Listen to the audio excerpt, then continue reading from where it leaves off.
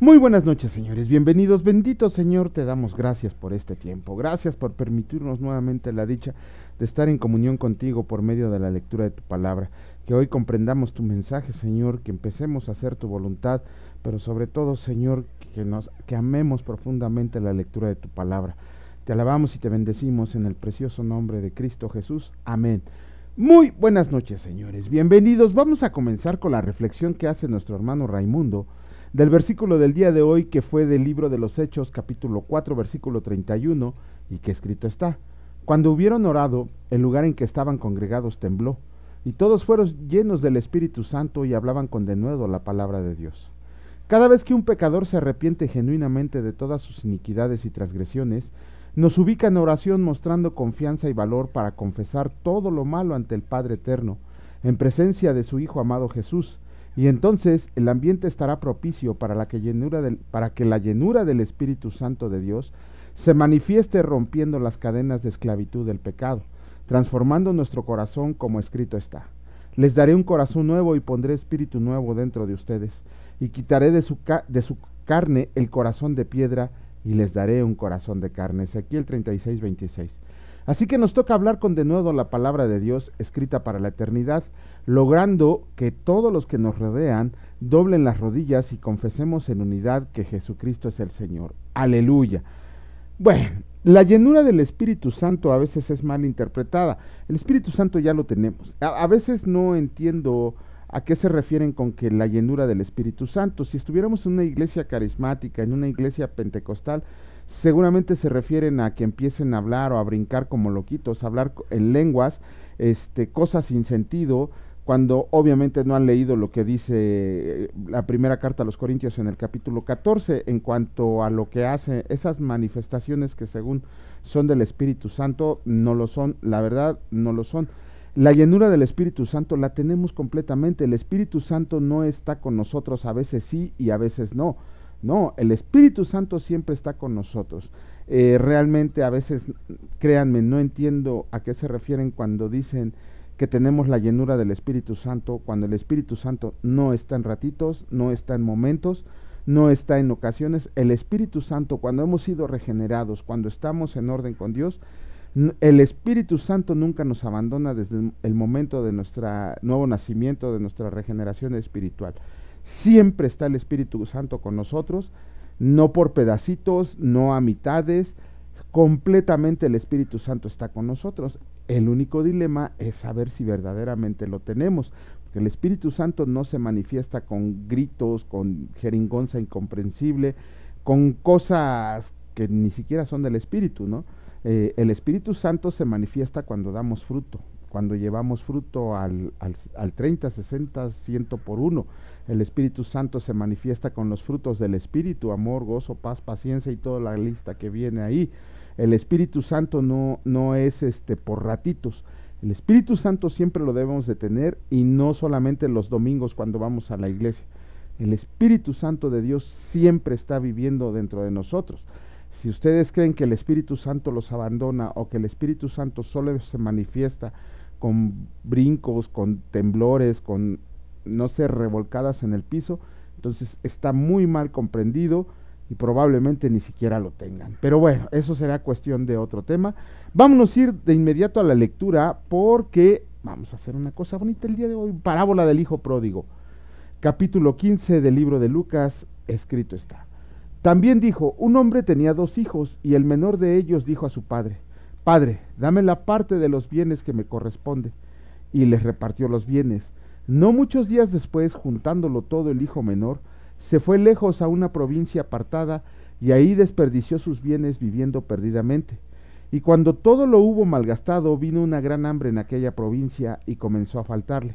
Y fue y se arrimó a uno de los ciudadanos de aquella tierra, el cual le envió a su hacienda para que apacentara cerdos, y deseaba llenar su vientre de las algarrobas que comían los cerdos, pero nadie le daba. Y volviendo en sí dijo: ¿cuántos jornaleros en casa de mi padre tienen abundancia de pan, y yo aquí perezco de hambre?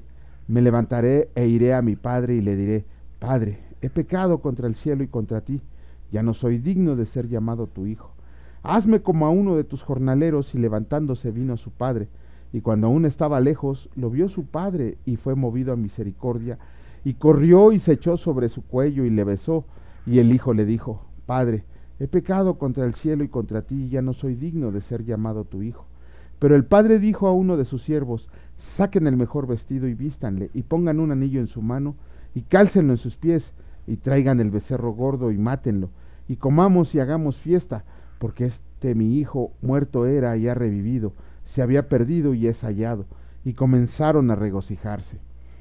Y su hijo mayor estaba en el campo, y cuando vino y llegó cerca de la casa, oyó la música y las danzas, y llamando a uno de los criados le preguntó qué era aquello. Él le dijo: Tu hermano ha venido y tu padre ha hecho matar el becerro gordo por haberlo recibido bueno y sano.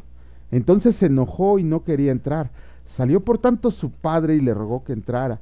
Mas él, respondiendo, dijo al padre: He aquí tantos años te sirvo, no habiéndote desobedecido jamás, y nunca me has dado ni un cabrito para gozarme con mis amigos. Pero cuando vino este tu hijo, que ha consumido tus bienes con rameras, has hecho matar para él al becerro gordo. Él entonces le dijo: Hijo, tú siempre estás conmigo y todas mis cosas son tuyas, mas era necesario hacer fiesta y regocijarnos, porque este tu hermano era muerto y ha revivido, se había perdido y es hallado. Bueno, con eso terminamos el capítulo 15 del Evangelio de Lucas. El hijo pródigo, bueno, una de las parábolas un poco más mal entendidas o tergiversadas que puede haber en la palabra de Dios, porque generalmente pensamos que el hijo pródigo es un ejemplo de arrepentimiento, un ejemplo de bondad, un ejemplo de hacer las cosas conforme al orden de Dios, y no, porque desde el principio el hijo pródigo, a veces pensamos que pródigo significa bueno, misericordia, arrepentimiento, el que era malo y se hizo bueno. No, la palabra pródigo significa, es un sustantivo que se da para calificar a alguien como quien ha derrochado la herencia que se le había dado en cosas inútiles. Eso es lo que significa pródigo, ¿no? Derrochar el dinero que se tiene en cosas inútiles. Desde ahí ya como que empezamos medio extraña la cosa, en el sentido de, caray, bueno, ¿qué pasa con este hijo pródigo, el hijo menor? Ok, porque de los dos hijos no se hace uno, y ahorita lo vamos a ir viendo por qué de una manera un poquito rápida. El hijo menor le dice a su papá: Dame la parte de la herencia que me toca. ¿Saben qué le está diciendo? En usos y costumbres judías en ese tiempo, el hijo le estaba diciendo a su papá: Ya muérete y dame lo que me corresponde. Si bien no estaba quebrantando la ley, sí estaba quebrantando un mandamiento moral. La herencia prácticamente se daba cuando el padre ya fallecía. Sin embargo, este hijo ingrato le dice a su papá: Muérete y dame lo que me corresponde. Este tipo de situaciones se resolvían por la ley. Si el padre así lo quería, sí le podía dar la parte de la herencia que le tocaba, que era 1/3 de la herencia por ser el hijo menor. Pero ahí estaba el mayor. El mayor era el que tenía que repartirla cuando falleciera el padre, porque a él le tocaba la mayor parte de la herencia del papá. Nada más por el hecho de ser el mayor, pues se tenía que haber puesto al brinco, en el sentido de decir: hey, espérate, porque todavía falta ver cuánto me toca a mí. Pero muy cobardemente se quedó callado, no hizo nada. Esto en realidad fue una actitud también cruel y ruin, porque él hubiera servido entre mediador entre el padre y el hijo menor que estaba pidiendo la herencia, y no dijo absolutamente nada. De hecho, las únicas palabras que se mencionan casi al final del capítulo 15, ¿no? Y son de reproche, pero ahorita vamos a llegar con este cuate. Entonces el hijo le dan la parte de la herencia que le toca, lo vende todo, porque eso es lo que significa la palabra cuando dice juntándolo todo. Eso en usos y costumbres judías significa: juntó todos los bienes, los vendió y se fue a otro lado, a otro país, a otro estado, a otra nación, a donde fuera, se fue. No dice, aquí hay que poner mucha atención, no dice la palabra en qué se lo gastó. No sabemos si se lo gastó con mujeres, no sabemos si se lo gastó con vino, no sabemos si se lo gastó en banquetes, no lo dice la palabra de Dios. Simplemente dice que derrochó todo el dinero. Cuando se acabó todo el dinero que había obtenido por la venta de los bienes que le había heredado, vino una gran hambre y él no tenía nada de comer. Una de las cosas más aborrecibles para los judíos es el cerdo. Ni siquiera pasaba por su mente el hecho de que ellos podían criar cerdos. Era algo abominable. Y sin embargo, en su hambre, se arrimó a un hombre, se le pegó, le rogó por trabajo, y para quitárselo de encima, al ver que era judío, al ver que era hebreo, lo puso a apacentar cerdos para que no lo hiciera y se fuera. Pero este cuate, ya por el hambre que tenía, se puso a apacentar los cerdos, se rebajó totalmente, perdió su calidad, su moral, su dignidad la perdió dándole de comer.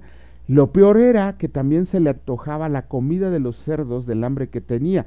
Las algarrobas son una vaina que los cerdos pueden digerir, pero el hombre no.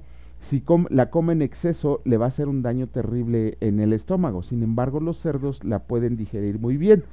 Estando en esta situación tan lamentable, el hijo, quiero que se fijen muy bien en este juego de palabras que se hace. Dice 17, y volviendo en sí dijo, ¿cuántos jornaleros en casa de mi padre tienen abundancia de pan?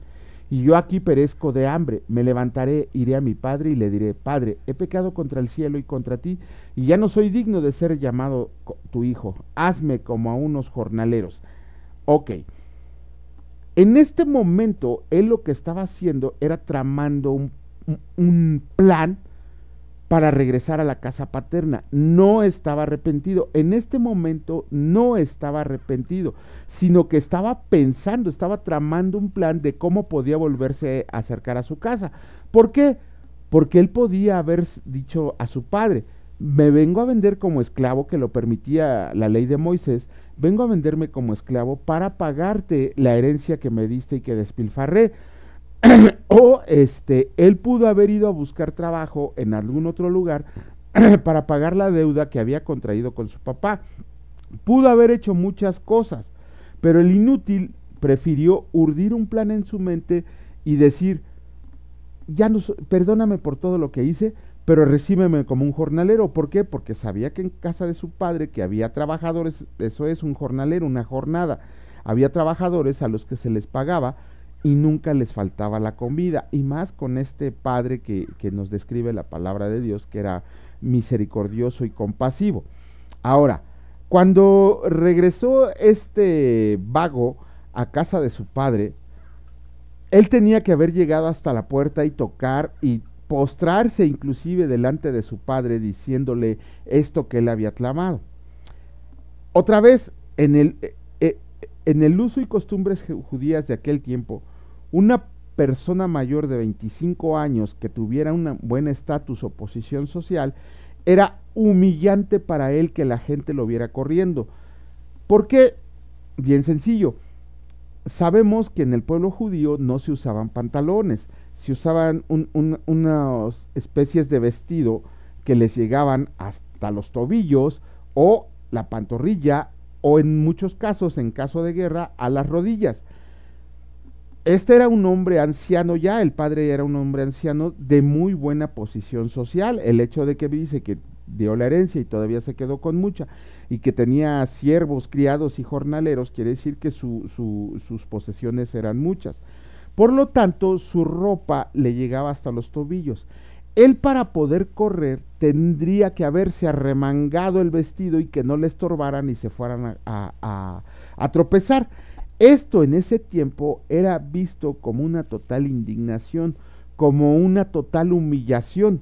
Sin embargo, al padre no le importó y salió corriendo a recibir a su hijo por el amor que sentía por él. No le importó que hubiera despilfarrado la herencia, no le importó que le hubiera deseado la muerte, no le importó que regresara seguramente todo apestoso porque apacentaba cerdos, no le importó que volvió todo andrajoso, nada. Él lo que le importó era ese amor de padre que tenía por su hijo, que según él se había perdido, pero que había regresado. Bueno, cuando el padre lo vio, mandó a sus criados, así hagan una fiesta porque mi hijo que había muerto ha regresado. Bueno, dice la palabra, porque mi hijo muerto era y ha revivido, se había perdido y es hallado. Todavía aquí en este momento fue cuando el hijo menor debería de haber comprendido el gran amor que sentía su padre por él. Eso lo tendría que haber llevado a misericordia, y entonces sí postrarse delante de su padre hecho un mar de lágrimas y pedirle perdón por lo que le había hecho, deseándole la muerte, pidiendo la herencia, despilfarrando la herencia que seguramente al padre le había costado mucho conseguir. No dice la palabra que sea así. Sin embargo, queremos creer que al ver esa muestra de amor, el padre que le hizo el padre, él se arrepintió verdaderamente al ver la actitud que tenía su papá con él. No lo dice la palabra, no sabemos si se arrepintió verdaderamente o no, como que Lucas lo deja en suspenso. Pero después de ahí, el padre le manda a dar su mejor vestido, el de él, no el del hijo, porque el hijo ya había vendido todo, sino que el padre tenía buena ropa, tenía buenas joyas, le mandó a dar calzado, le mandó a dar un anillo y le mandó a dar un vestido. ¿Por qué Lucas menciona el anillo? Ok, cuando una persona de posición social muy buena tenía un anillo grande para poder sellar los documentos oficiales, o para que sus decretos quedaran, lo está diciendo porque trae el sello de su anillo. Eso es lo que significa. Estaba restituyendo la calidad de hijo a su hijo ingrato menor. Le hizo una fiesta muy grande por la alegría de haberlo encontrado. Pero vamos a pasarnos ahora con el otro ingrato. El otro ingrato, el hijo mayor, dice la palabra que estaba en el campo. Probablemente se piensa que él estaba trabajando. No, él estaba supervisando, porque al papá, al tener una muy buena posición económica, el hijo solamente estaba supervisando el trabajo, seguramente sentado o recostado a la sombra de un árbol mientras sus jornaleros trabajaban. Cuando oyó todo el escándalo que se hacía en su casa, le preguntó a un muchachito que andaba por ahí corriendo qué es lo que había pasado, y le dijo, es que tu hermano menor ya regresó y tu padre le hizo una fiesta. Este ingrato va, llega a la casa, y al ver que era cierto lo que le habían dicho, no quiso entrar, se quedó afuera despreciando todo la fiesta de su papá. ¿Por qué? Otra vez tenemos que saber un poquito de usos y costumbres judías. Cuando el padre de familia hacía una fiesta, su hijo mayor tenía que servir como camarero, como jefe de meseros. ¿Por qué? Porque con eso el padre le estaba diciendo a sus invitados que eran tan importantes para él que su hijo le servía, su hijo primogénito. Cuando el hijo no quiso entrar, otra vez, en usos y costumbres judías, el padre tendría que haberle dado una tunda, lo tendría que haber metido, si es posible, de las orejas y encerrarlo, inclusive amarrarlo, y después iba a arreglar cuentas con él por estarlo avergonzando delante de sus invitados. Cuestión que no sucedió así. Tendría que haber mandado a sus siervos a que lo metieran a fuerza, pero el padre de nueva cuenta fue por él, lo fue a buscar, otra vez lo fue a buscar, y le dijo que por qué no entraba. Este ingrato le dice, tantos años te he servido y a mí nunca me has hecho fiesta, ni a mí ni a mis amigos, ni siquiera un cabrito has matado para mí, y viene y que despilfarró su dinero con rameras, le haces una fiesta. Ojo, recuerdan que les dije que en el hijo menor no dice la palabra en qué derrochó su dinero, pero ya le estaba levantando falsos al hijo menor. Le estaba diciendo que lo había despilfarrado con rameras. Ese es un invento que él estaba diciéndole a su padre para que lo aborreciera. Sin embargo, el padre, en ese infinito amor que tenía por sus dos hijos, le dijo que pasara, porque todo lo que él tenía era suyo. Pero él estaba haciendo fiesta porque su hermano había muerto y había revivido, se había perdido y es hallado. Nuevamente lo vuelve a decir el padre, tu hermano era muerto y ha revivido, se había perdido y es hallado. Ok, bueno, ¿qué quiere decir esto? Obviamente el padre es Dios. No hay ningún Creo que no debe de haber ninguna duda en que el Padre es Dios que viene a buscar a sus hijos. El hijo menor es el mundo gentil, el que se va, el que anda perdido, el que está muerto espiritualmente, el que no quiere saber nada de Dios. Y el hijo mayor, obviamente, es el pueblo de Israel que siempre había estado con Dios y esperaba un pago, esperaba una recompensa. Ajá. Al gentil se le dio todo y no lo supo utilizar, no supo qué hacer con todo eso que se le había dado, y tuvo que regresar al padre humillado, y el padre en amor lo recogió e hizo fiesta. Recuerdan que ya habíamos leído en mismo Lucas que decía que hay fiesta en el cielo cuando un pecador se arrepiente. Yo sí quiero creer que este hijo menor se arrepintió por la muestra menor la muestra de amor que le dio el padre. Sin embargo, queda en suspenso el hecho de que no menciona la palabra que se arrepintió, dice volviendo en sí, no dice se arrepintió, y que el hijo mayor también queda en suspenso si entró o no al banquete que había preparado el padre. En esta parábola, de hecho hay comentaristas bíblicos, hay un señor que se llama Kenneth Bailey, que ha servido como misionero en Oriente Medio y como pastor por más de 40 años, esta persona.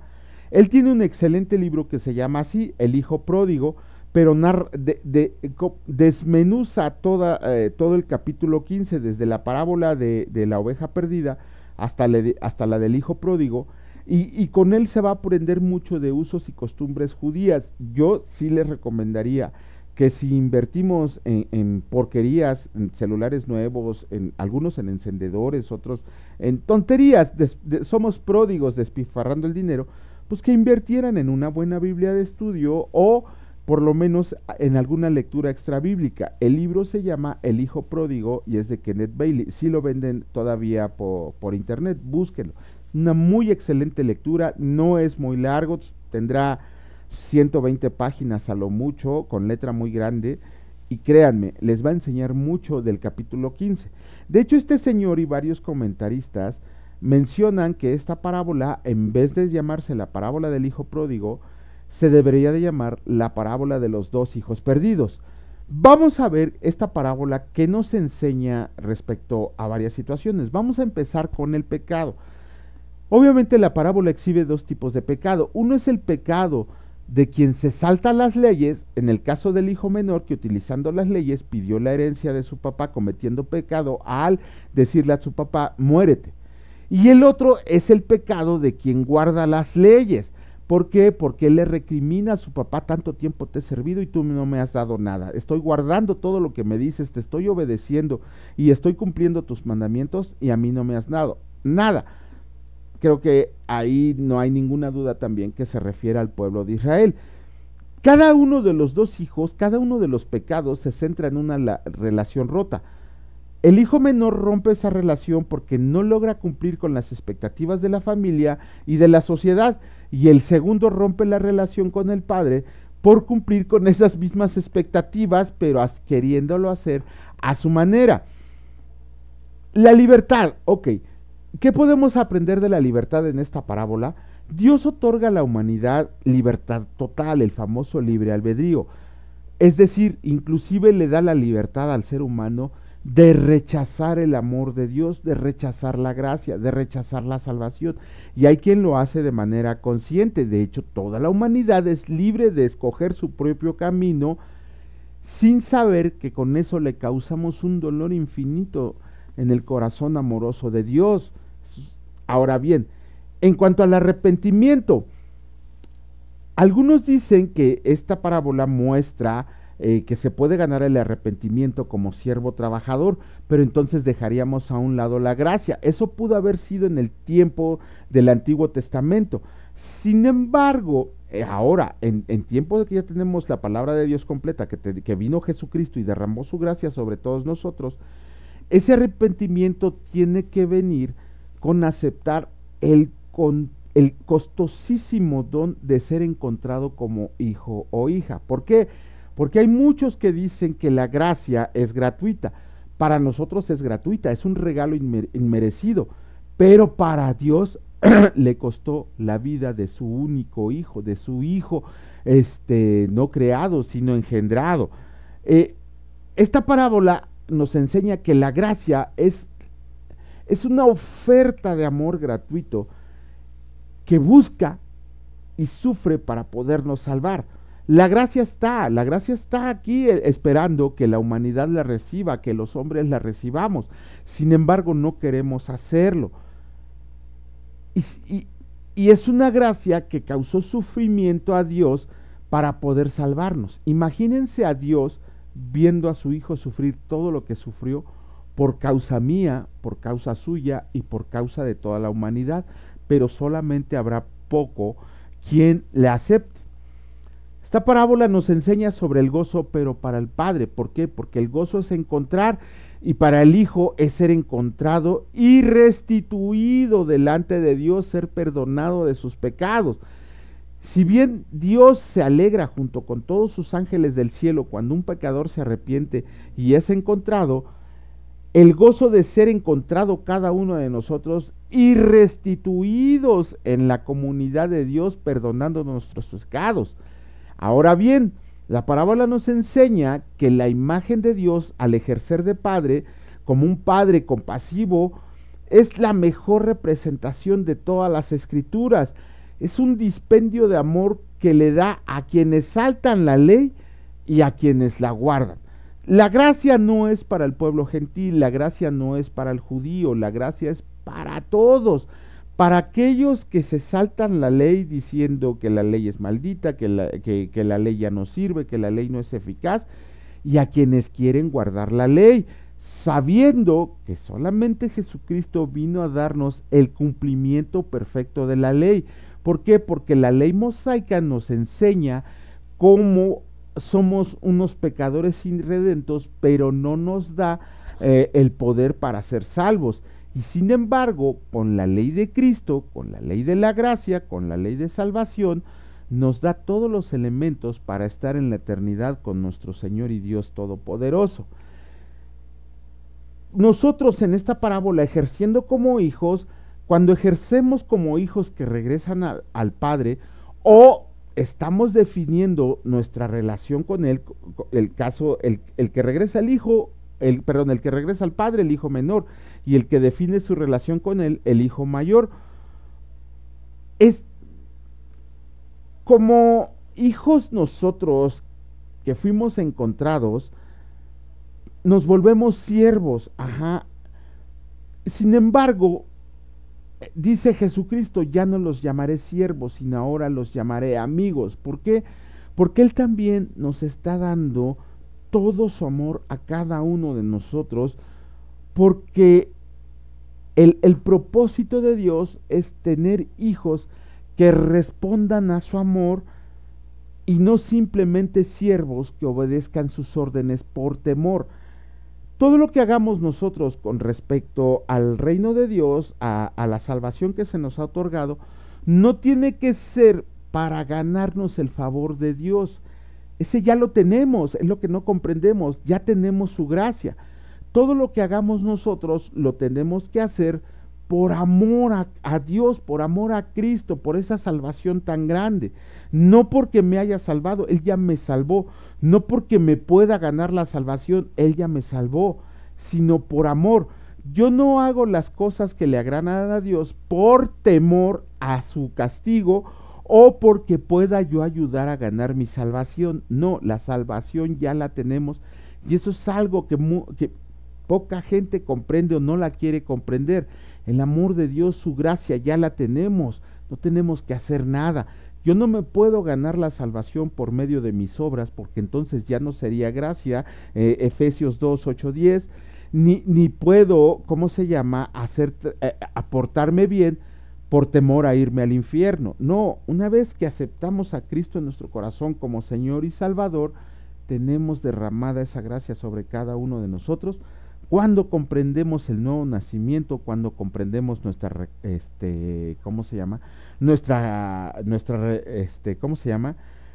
cuando tenemos ya nuestra regeneración espiritual. Ahora bien, obviamente el Padre en esta ocasión el Padre adopta la forma de siervo sufriente, y que siempre nos demuestra un inesperado amor. Como es una relación que es implícita entre las acciones de Jesús y las acciones de Dios. ¿Por qué? Porque cada uno de ellos recibe a los pecadores y comparte la mesa con ellos. Es una unidad de acción que ratifica una unidad de persona. Cristo es el Padre amoroso que viene a nosotros para compartir la mesa con nosotros. Como familia de Dios, el Padre ofrece su costoso amor a sus hijos para restituir nuestras relaciones en el contexto de la familia o la comunidad. La familia es la metáfora que utiliza Jesús para su iglesia, la familia de Cristo. Si bien nosotros podemos tratar con cada uno de los miembros de nuestra familia, la familia a la que hace referencia a Cristo es su iglesia.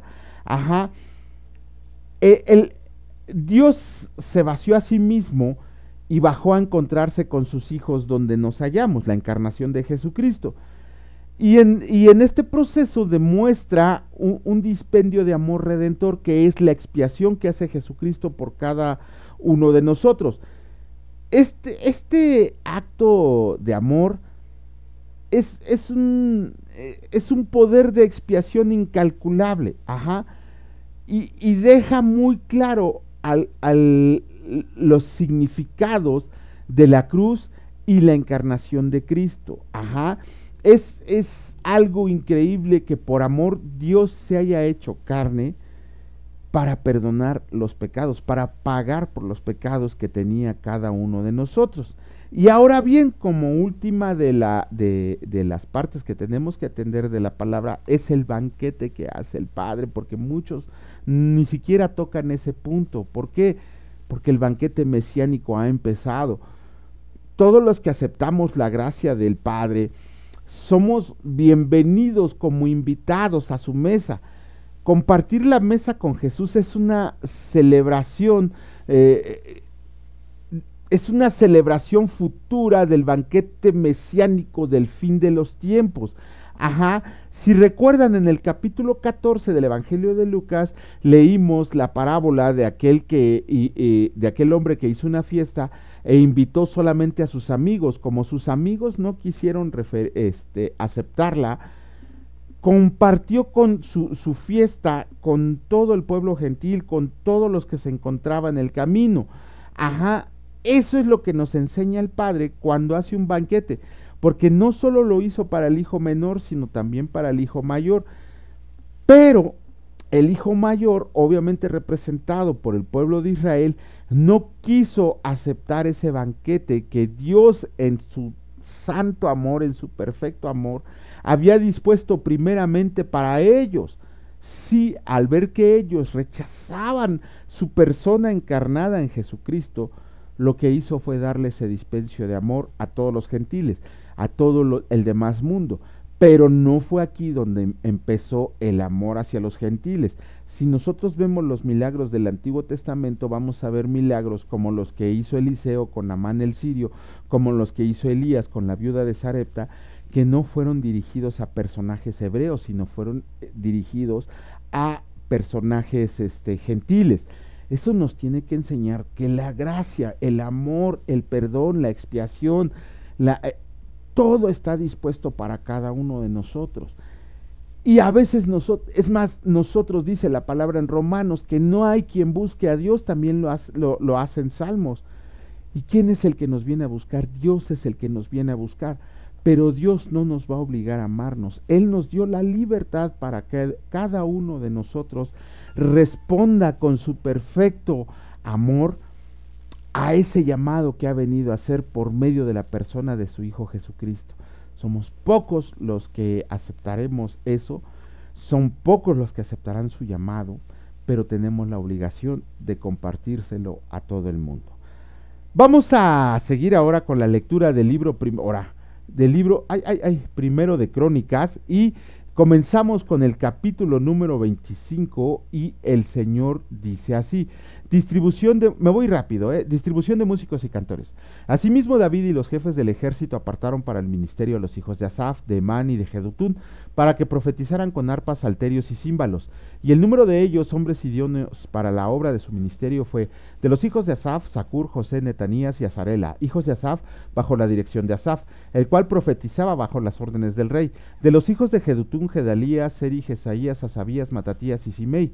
6. Bajo la dirección de su padre Jedutún, el cual profetizaba con arpa para clamar y alabar al Señor. De los hijos de Man, Buquías, Matanías, Uziel, Sebuel, Jeremot, Ananías, Anani, Eliata, Gidalti, Romanti, Eser, Josbecasa, Maloti, Otir y Maasiot. Todos estos fueron hijos de Man, vidente del rey en cosas de Dios, para exaltar su poder. Y Dios dio a Emán 14 hijos y 3 hijas, y todos estos estaban bajo la dirección de su padre en la música, en la casa del Señor, con címbalos, salterios y arpas para el ministerio del templo de Dios. Asaf, Jedutún y Emán estaban por disposición del rey, y el número de ellos con sus hermanos, instruidos en el canto para el Señor, todos los aptos fue 288, y echaron suertes para servir por turnos, entrando el pequeño con el grande, lo mismo el maestro que el discípulo.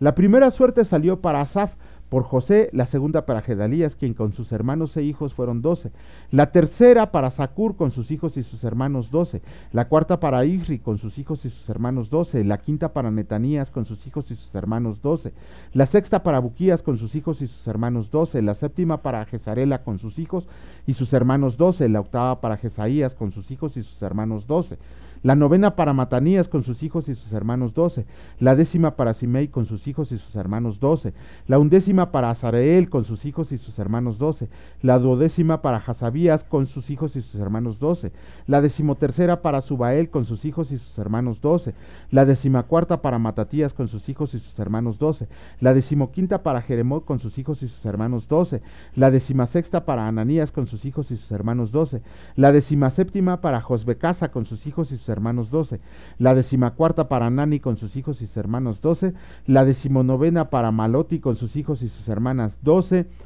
otra vez, perdónenme ustedes, ahora sí, la 20ª para Eliata con sus hijos y sus hermanos 12, la 21ª para Otir con sus hijos y sus hermanos 12, la 22ª para Gidalti con sus hijos y sus hermanos 12, la 23ª para Maasiot con sus hijos y sus hermanos 12, la 24ª para Romanti Esir con sus hijos y sus hermanos 12.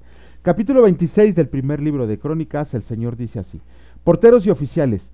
También fueron distribuidos los porteros de los coreitas, Meselemías, hijo de Coré, de los hijos de Asaf, los hijos de Meselemías, Zacarías el primogénito, Gediel el segundo, Zebadías el tercero, Jatniel el cuarto, Elam el quinto, Joanán el sexto, Elioenai el séptimo, los hijos de Obed-edom, Semaías el primogénito, Josabad el segundo, Joa el tercero, el cuarto Sacar, el quinto Natanael, el sexto Amiel, el séptimo Isacar, el octavo Peolti, porque Dios había bendecido a Obed-edom.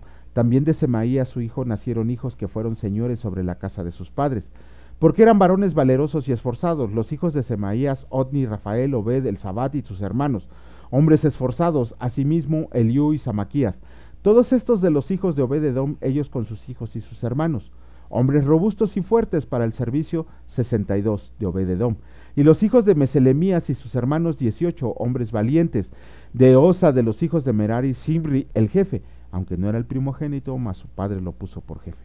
El segundo Hilcías, el tercero Tebalías, el cuarto Zacarías. Todos los hijos de Osa y sus hermanos fueron 13.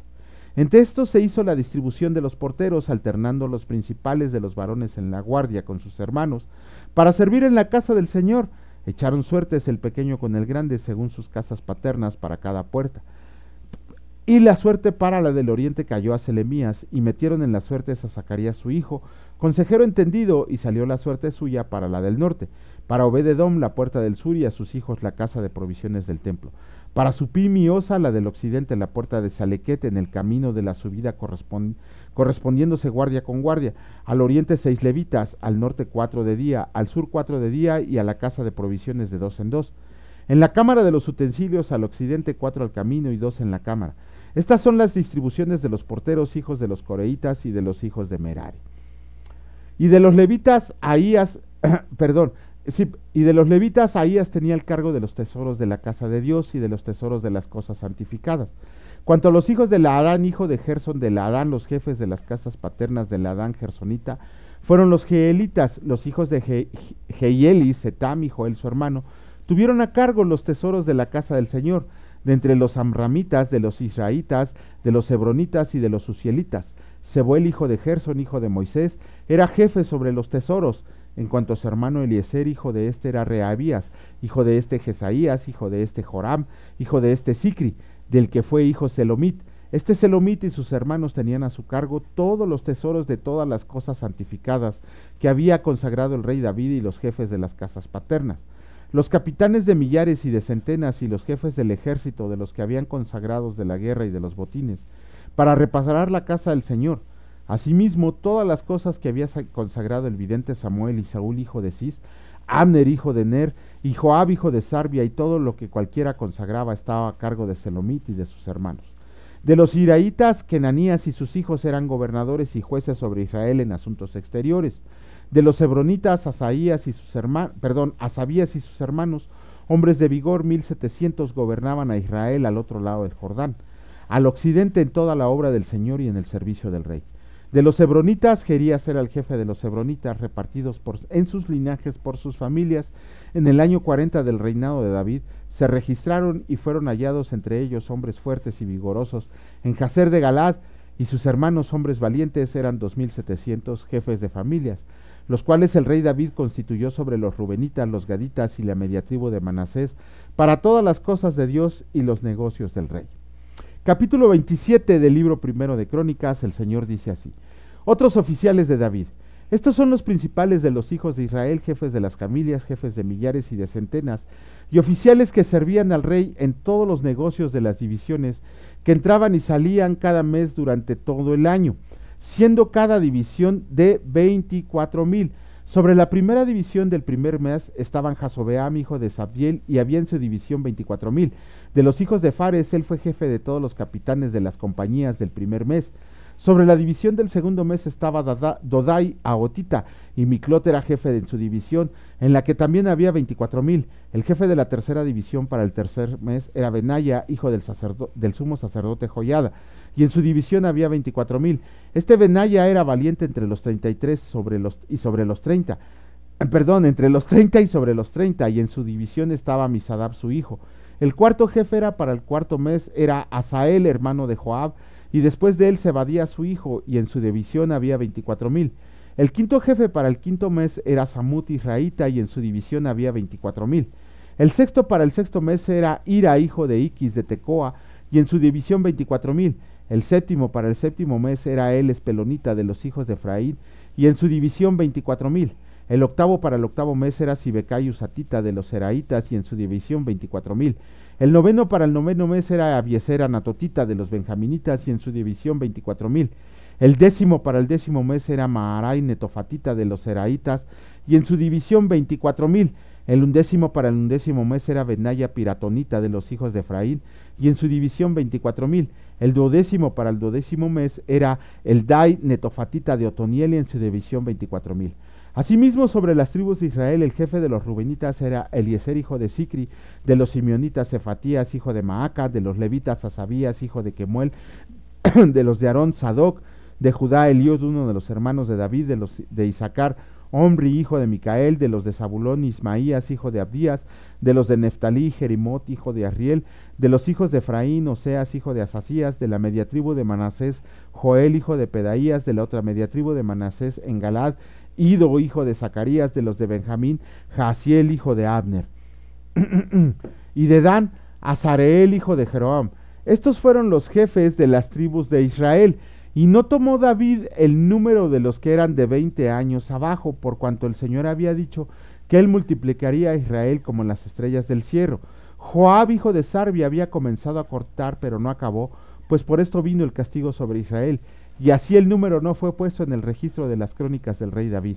Asmavet, hijo de Adiel, tenía a su cargo los tesoros del rey, y Jonatán, hijo de Usías, los tesoros de los campos, de las ciudades, de las aldeas y de las torres, y de los que trabajaban en la labranza de las tierras.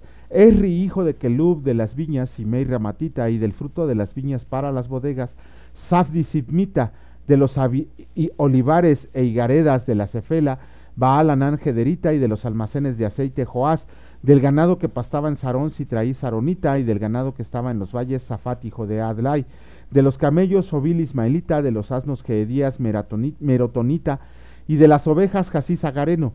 Todos estos eran administradores de la hacienda del rey. Y Jonatán, tío de David, era consejero, varón prudente y escriba, y Jehiel, hijo de Acmoni, estaba con los hijos del rey. También Aitofel era consejero del rey, y Usai Arquita, amigo del rey. Después de Aitofel estaba Joiada, hijo de Benaya, y Abiatar, y Joab era el general del ejército del rey. Con eso terminamos la lectura del día de hoy. Señores, disculpen la largura en la explicación. Si Dios lo permite, nos veremos el día de mañana. Bendito Señor, te damos gracias por esa muestra de amor incomparable que nos diste por medio del sacrificio de tu Hijo Jesucristo. Gracias porque por ese sacrificio, Señor, yo y todos nosotros tenemos el derecho a vivir contigo en la vida eterna. Gracias, Señor, por hacernos comprender en nuestra mente y corazón que lo que tú nos regalas es para todos y cada uno de nosotros, y que lo aceptamos con gozo, lo aceptamos con humildad, lo aceptamos por lo que tú eres, Señor, y de aquí en adelante todo lo que hagamos lo haremos por amor por ti, Señor, sin esperanza, sin esperar más bien una recompensa, porque nuestra recompensa está en los cielos. Te agradecemos infinitamente, Señor, porque tú eres bueno y tu misericordia es para siempre. Bendito sea, Señor, por siempre y para siempre. Amén. Que Dios les bendiga, señores, y si Dios lo permite, nos vemos el día de mañana. Cuídense mucho. Hasta luego.